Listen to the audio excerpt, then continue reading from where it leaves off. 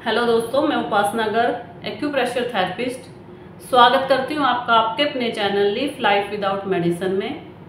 I hope मेरे channel पर जितनी भी वीडियोस आती हैं आप उन्हें देख भी रहे होंगे और उनके ट्रीटमेंट को समझ रहे होंगे। अगर आपको मेरी वीडियोस के ट्रीटमेंट से कोई आराम मिलता है या आपके लिए वो बेनिफिशियल साबित होती हैं तो मेरे चैनल को मैक्सिमम शेयर ज़रूर कीजिए और उसे सब्सक्राइब करवाने में हेल्प ज़रूर कीजिए। तो चलते हैं आज की वीडियो की तरफ। आज की वीडियो में मैं डिस्कस करूंगी हेयर फॉल के बारे में। आजकल के बदलते खान पान, मौसम के चेंज की वजह से और पोल्यूशन की वजह से जो हेयर फॉल है वो हर एज ग्रुप के पर्सन्स में दिखाई देता है।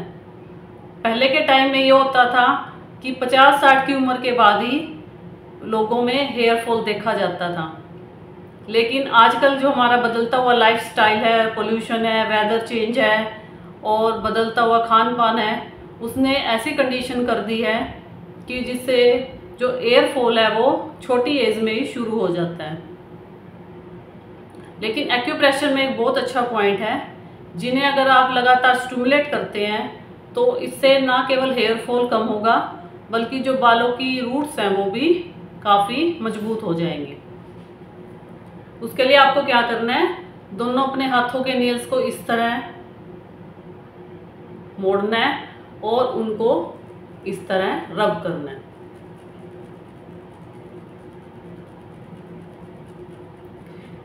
इस थेरेपी में एक करने का एक सिस्टम है कि जब भी हम नेल्स को रब कर रहे हो तो हमें कोशिश करनी है कि जो नेल्स की रूट है वो आपस में रब हो। ये नहीं है कि हम इनको किनारियों से रब करेंगे। हमें नेल्स की जो रूट्स होती हैं, यहाँ पे नेल्स की रूट है जहाँ से नेल्स स्टार्ट होते हैं, तो इन रूट्स को रब करना है। ये थेरेपी वैसे एक बड़ी कॉमन थेरेपी है और काफ़ी जो लोग हैं उन्होंने अपने चैनल्स पर अपने वीडियोस में डिस्कस की हुई है। लेकिन जो इस थेरेपी के पीछे का रीज़न है, एक लॉजिक है, वो मैं आपको बताऊंगी। हमारी बॉडी में जो है वो दो पार्ट ऐसे हैं जिनकी रूट्स तो लिविंग होती हैं लेकिन वो वैसे नॉन लिविंग होते हैं। एक तो हमारे हेयर और एक हमारे नेल्स और रूट की जो दोनों की जड़ें हैं वो दोनों की लिविंग है, लेकिन ग्रोथ के बाद जो पार्ट बाहर आता है वो नॉन लिविंग होता है। तभी इन दोनों पार्ट्स को हम कट कर सकते हैं और कट करने पर हमें कोई दर्द भी नहीं होता। तो जो हमारी नेल्स की रूट्स हैं, ये हमारी नेल्स की रूट्स हैं, देखिए यहाँ पे इनकी जो नर्व्स हैं वो हमारी हेयर की रूट्स की नर्व से कनेक्टेड होती हैं।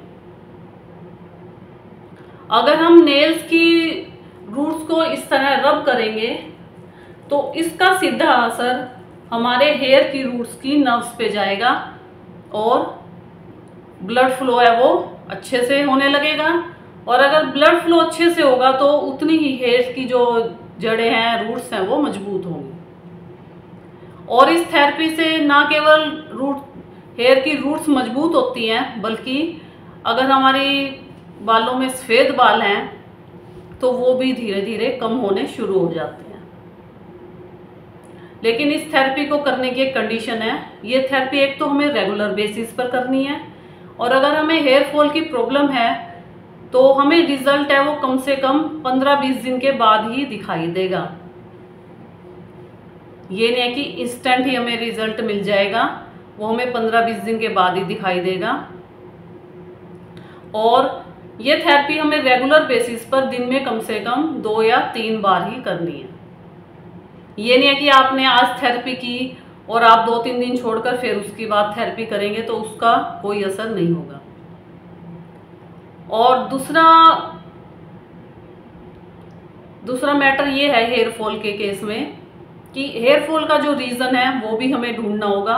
जो हेयर फॉल का रीज़न है वो रूट्स कमज़ोर होने का जो रीज़न है वो ये भी हो सकता है कि हमारी जो फूड हैबिट है वो ठीक ना हो, जिसकी वजह से हमें पुअर डाइजेशन, एसिडिटी, गैस बनना, ये सब प्रॉब्लम्स हों।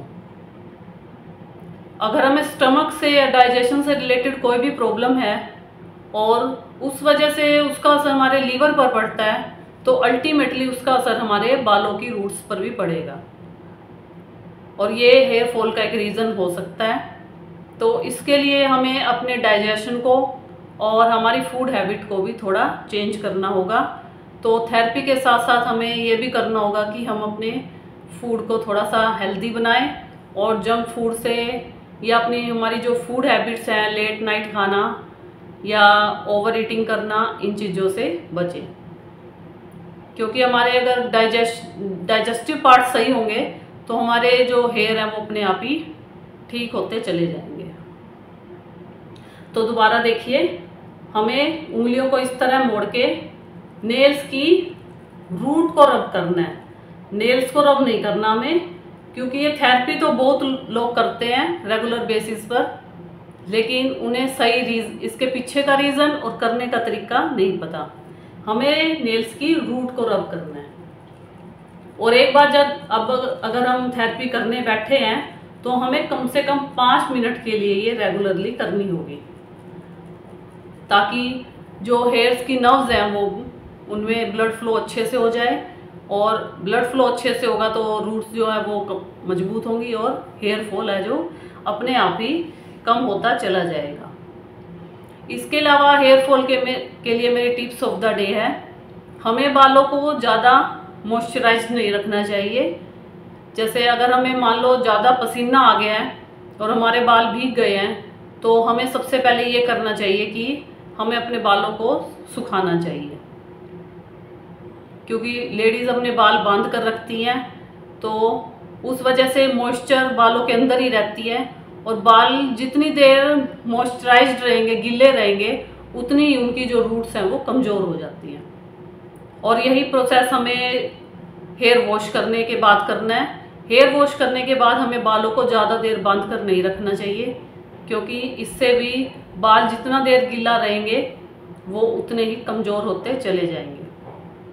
और दूसरा, अगर आपको एसिडिटी, स्टमक डिसऑर्डर, गैस बनना या पुअर डाइजेशन जैसी कोई भी प्रॉब्लम है तो पहले उसे ठीक कीजिए, हेल्दी खाना खाइए, ताकि आपकी जो रूट्स हैं बालों की वो मजबूत हो सकें।